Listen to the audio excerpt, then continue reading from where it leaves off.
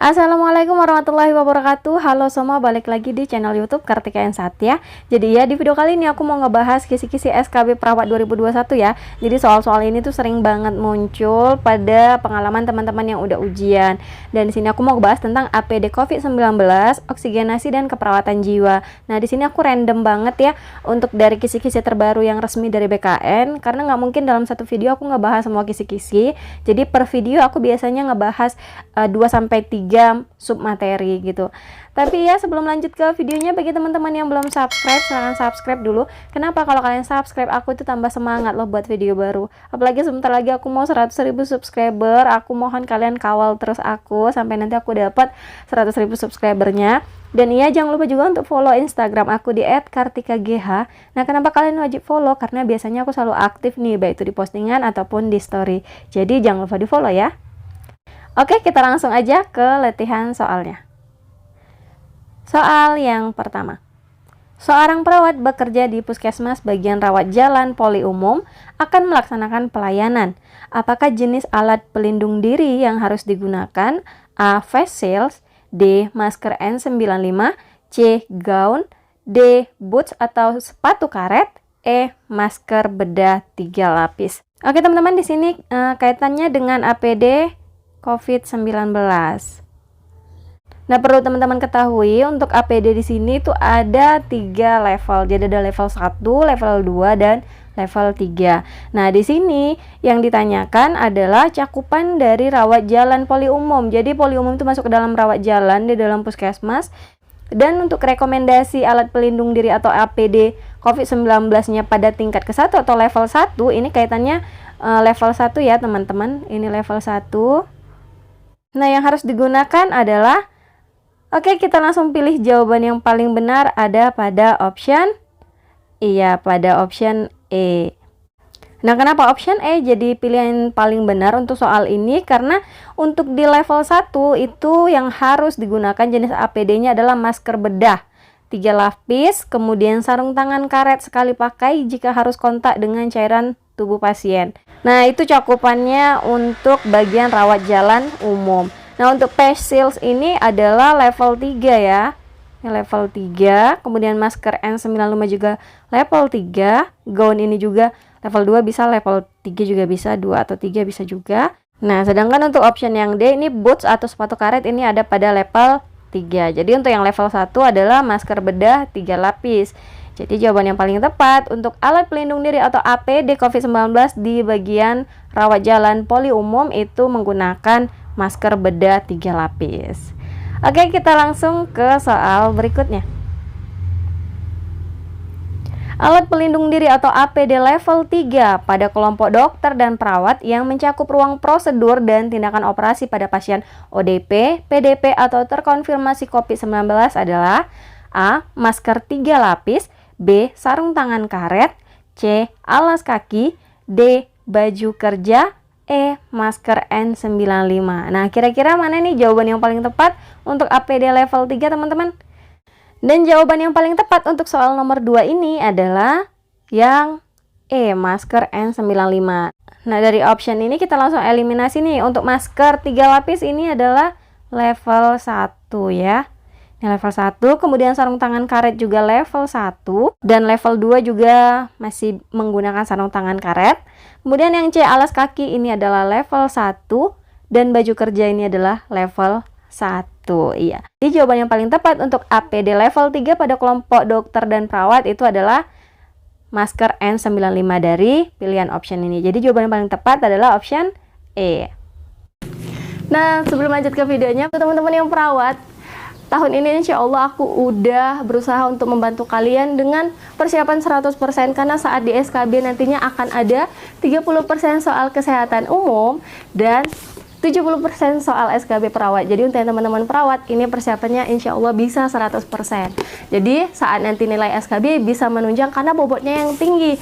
Ingat teman-teman, bobot untuk SKB itu 60%. Jadi harus dimaksimalkan ya. Nah, buat teman-teman yang nggak cukup rasanya kalau belajar hanya dengan buku fisik, Kak, aku butuh juga tryout online karena kan nanti kita ujiannya juga online. Jadi aku mau belajar untuk memanajemen waktu. Tenang aja, aku ada rekomendasinya. Nah, ya aku mau rekomendasiin website online jadi cpns.com. Nah teman-teman yang penasaran gimana sih Kak websitenya? Nah kalau kalian belum daftar akun, kalian tinggal daftar aja. Dan kalau kalian udah login, kalian tinggal klik aja menu di sebelah kiri atas. Kemudian kalian klik pembelian paket soal. Dan ini tuh ada SKD, SKB, dan P3K. Jadi udah lengkap banget, kalian tinggal pilih aja sesuai formasi kalian. Nah aku akan kasih contoh gimana sih kalau misalnya kalian mau order yang SKD. Kalian klik aja SKD dan tampilannya akan jadi seperti ini. Kalian klik formasi SKD CPNS. Nah ini dia harga normalnya 126.000, tapi tenang aja teman-teman, bisa pakai kode referral aku Kartika supaya kalian dapat potongan harga. Kalian klik aja di kode referral ini Kartika dengan huruf besar semua tanpa spasi, kalian klik gunakan kode. Nah kode referralnya valid, kita cek. Nah harganya sudah berkurang dari 126.000 jadi 99.000. Jadi murah banget ya. 99.000 kalian udah bisa latihan tryout CAT. Klik aja pembelian dan ikuti instruksi pembayaran. Oke, kita lanjut ke soal nomor 3. Seorang laki-laki 53 tahun dirawat dengan keluhan sesak nafas dan dada terasa berat. Dari hasil pengkajian, tekanan darah 100/80 mm Hg, nadi 82 kali per menit, RR 28 kali per menit. Kemudian dokter menginstruksikan untuk pemberian oksigen 3 liter per menit. Jenis oksigen yang diberikan pada pasien adalah A. Nasal kanul, B. Simple mask, C.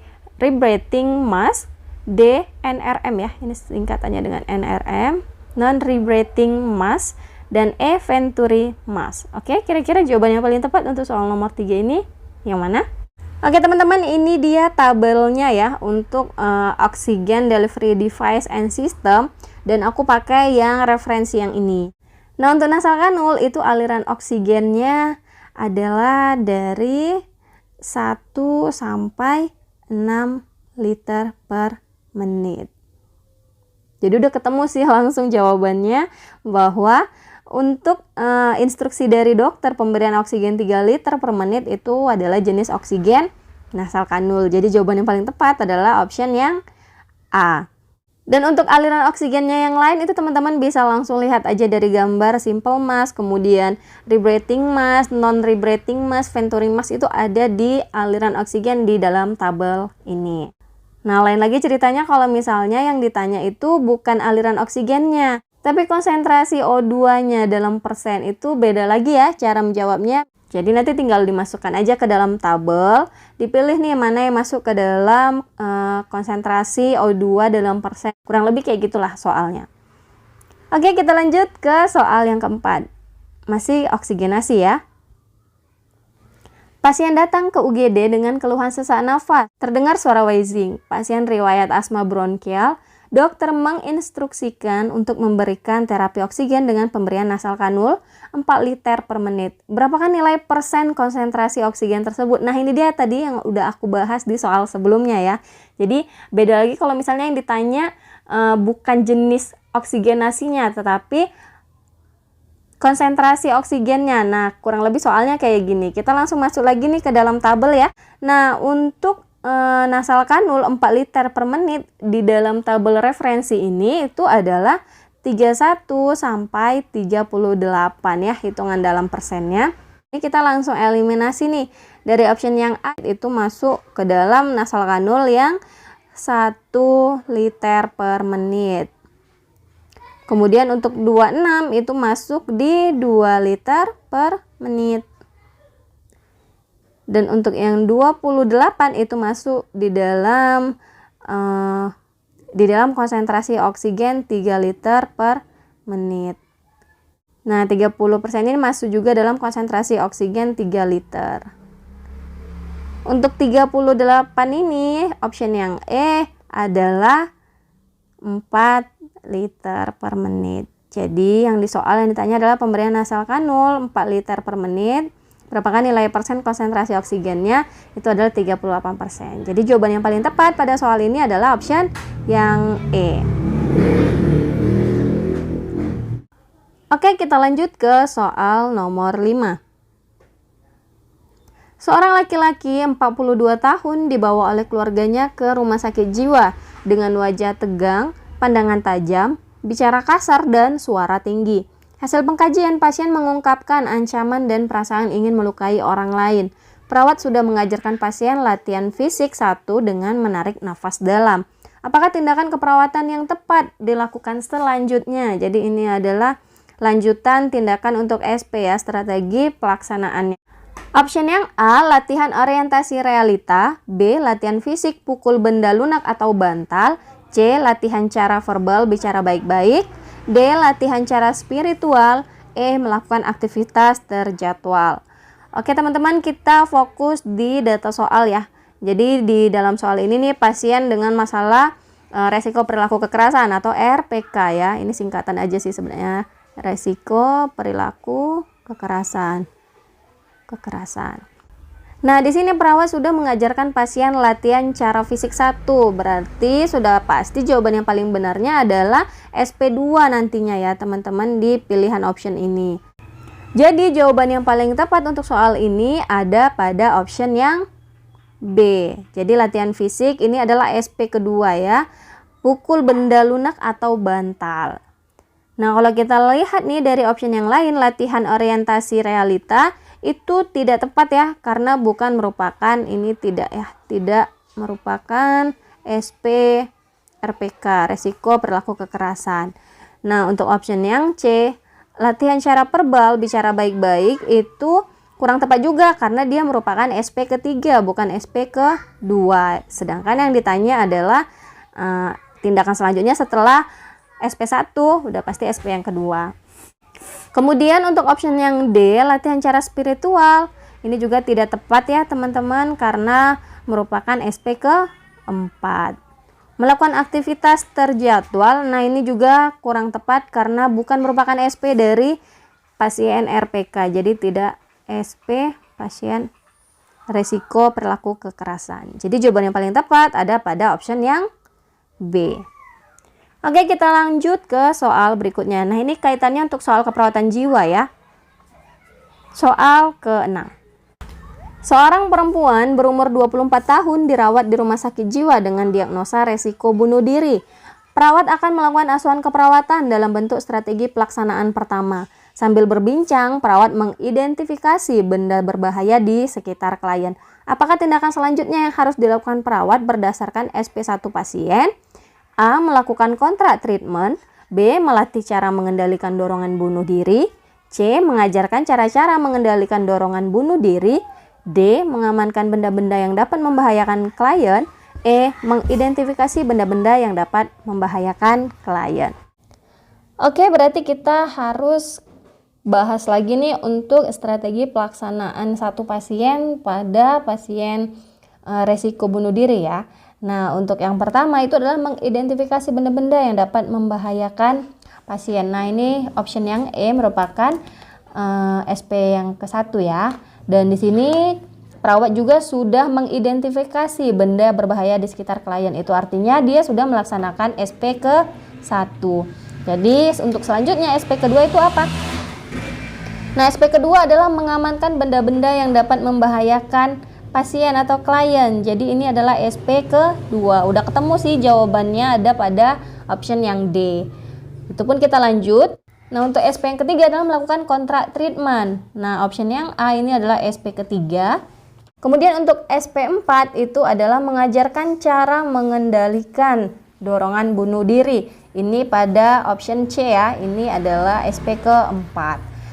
Dan yang terakhir SP yang kelima adalah melatih cara mengendalikan dorongan bunuh diri. Ini ada pada option yang B. Nah, dari soal tadi udah ketemu perawatnya sudah melakukan SP1 mengidentifikasi benda berbahaya di sekitar klien. Nah, itu artinya untuk tindakan selanjutnya yang harus dilakukan perawat adalah SP2 pada option D. Jadi jawaban yang paling benar ada pada option yang D. Oke teman-teman, kayaknya itu aja dulu yang bisa aku share ke kalian. Semoga ini bisa bermanfaat ya. Karena ini merupakan soal-soal yang didapat dari teman-teman kita yang sudah ujian duluan ya dari hari pertama. Dan aku mohon maaf banget, ini udah ketinggalan. Sebenarnya aku udah telat 4 atau 5 hari nggak ada upload video. Karena ia lagi sibuk, ada kegiatan lain yang nggak bisa aku tinggalkan. Dan itu pun aku sempat-sempatin juga untuk buat video untuk kalian. Oke, next aku akan buat juga lagi video kayak gini dengan 3 submateri yang berbeda. Kalian stay tune terus. Oke, kalau kalian suka sama channel aku, jangan lupa untuk subscribe. Ada tombol merah di bawah, kalian tinggal klik aja. Terus kalian like video ini kalau kalian suka. Dan share ke seluruh sosial media yang kalian punya. Makasih yang udah nonton, see you next video. Assalamualaikum warahmatullahi wabarakatuh. Dadah.